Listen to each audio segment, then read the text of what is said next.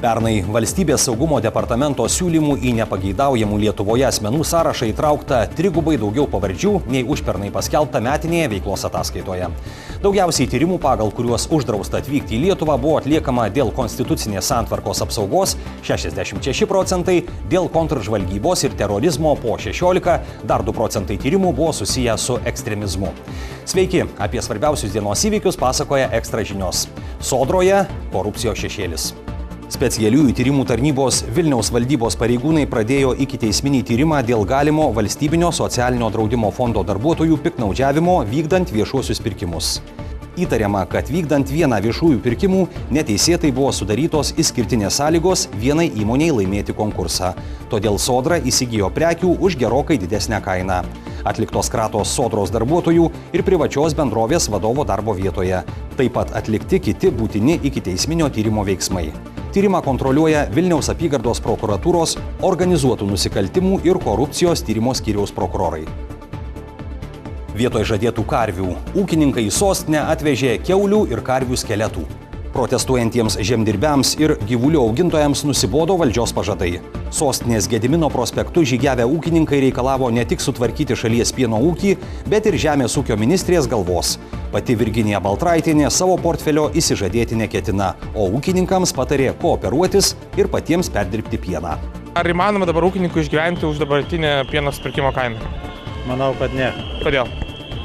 Kiek įdėti į pašarų gamybą, į darbą, neskaičiuojant savo darbą, tai yra žiauru. Žmonės šeimų negali išlaikyti.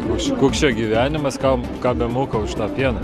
Čia reikia ne tokių, o čia reikia griežčiau. Ar jūs galite išgyventi iš 13 euro centų, o dabar bus 12, 10. Praktiškai nedengia savikainas.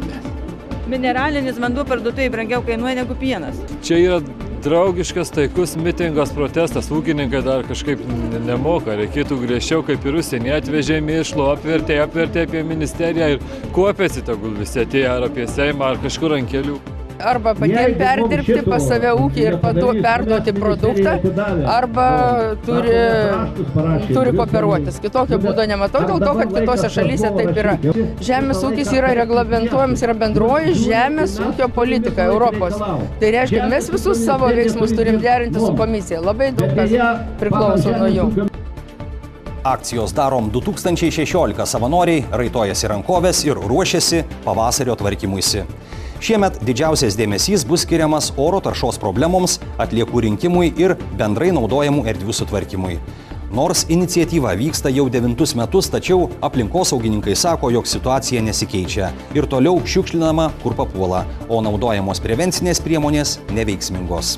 Lietuvoje vis dėlto dar turbūt nesam taip išauklėti žmonės kaip vakaruose, bet vis dėlto, jeigu pabuvę gamtoje kažkur, tai kad po savęs paliktumėm tokią aplinką, kokią ir buvom radę. Dažniausiai paliekame aibės atliekų, neišvežame, pagrindinės tokios būtų priežastys. Kasmet surenkama vis daugiau šiukšlių. Pernai visoje Lietuvoje kiekis pasiekė 2000 tonų. Neretai tenka iš vandens traukti sofas, padangas, šaldytuvus ir kitus stambiagabaričius daiktus. Akcija Darom 2016 vyks balandžio 23-ąją visoje Lietuvoje. Sostinėje prasidėjo šiukšlių karas. Oram šylant, miestiečiai dažniau meta šiukšles ne į savo, o į kaimynų konteinerius. Taip nesąžiningos bendrijos bando sutaupyti daugiabučius administruojančių įmonių sąskaitą. Chaosą suvaldyti mėginanti miesto savivaldybė neslepia, nuo nelegalaus atliekų tranzito vaistų kol kas nėra. Gauname dažnai iš savo klientų pranešimus, jog gretimai esančių bendrijų gyventojai meta į mūsų konteinerius atliekas. O priežastis labai paprasta, bendrijos pasirašo sutartį vienam išvežimui ir netelpa. Jie didinti sutarties nenori, tuomet meta į mūsų. Net nežinau, kaip pavadinti, švelniai tariant. Apgavystė švelniausias pavadinimas būtų. Savivaldybė nėra šių sutarčių, kaip sakyti, tiesioginė šalis. Jinai nepasirašinėjo šių sutarčių atliekų išvežimo, tos paslaugos teikimo ir dalinai yra ribotos mūsų galimybės. Kriminalai. Medininkuose muitininkai sulaikė cigarečių kontrabandą. Vilniaus teritorinės muitinės pareigūnai sulaikė stambę kontrabandos siuntą. Daugiau kaip 200 000 eurų vertės cigaretės gabentos specialiai priekaboje įrengtose slėptuvėse. Atliekamas ikiteisminis tyrimas.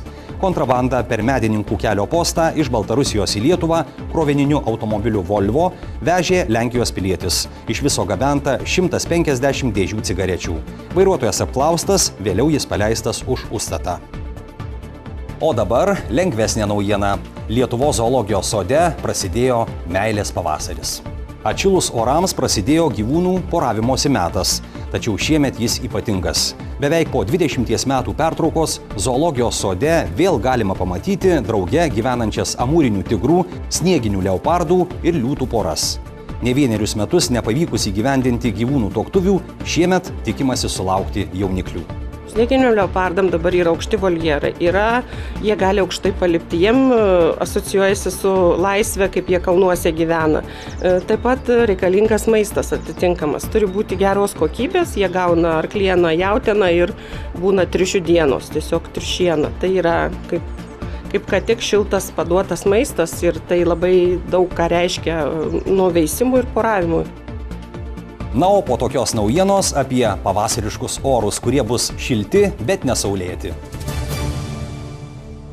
Ketvirtadienis į Lietuvą didelių temperatūros pokyčių neatneš. Dangų gaubs debesys.